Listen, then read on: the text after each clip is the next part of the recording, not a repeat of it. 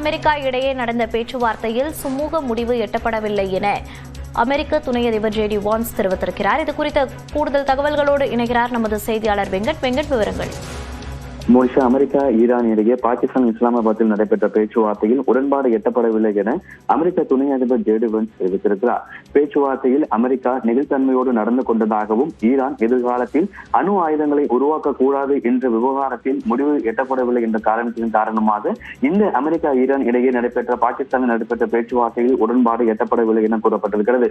Iran மீது Israel America பிப்ரவரி 28 முதல் தொடர் தாக்குதலை மேற்கொண்டு வரக்கூடிய நிலையில ஈரான் மீதான தாக்குதலை 2 வாரத்திற்கு நிறுத்தி வைப்பதாக அமெரிக்க அதிபர் டொனால்ட் ட்ரம்ப் தெரிவித்திருந்தார்.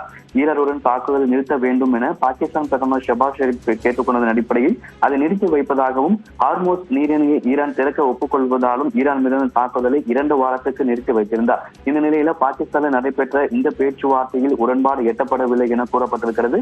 அடுத்த கட்ட பேச்சுவார்த்தை நடைபெறுமா, இந்த கூட்டத்தில் விவாதிக்கப்பட்டது அமெரிக்க அதிபரும் தெரிவிக்கப்படுமா உள்ளிட்ட பல கேள்விகளும் எழுந்திருக்கிறது. மோனிஷா, விவரங்களை பதிவு செய்தமைக்கு நன்றி வெங்கட்.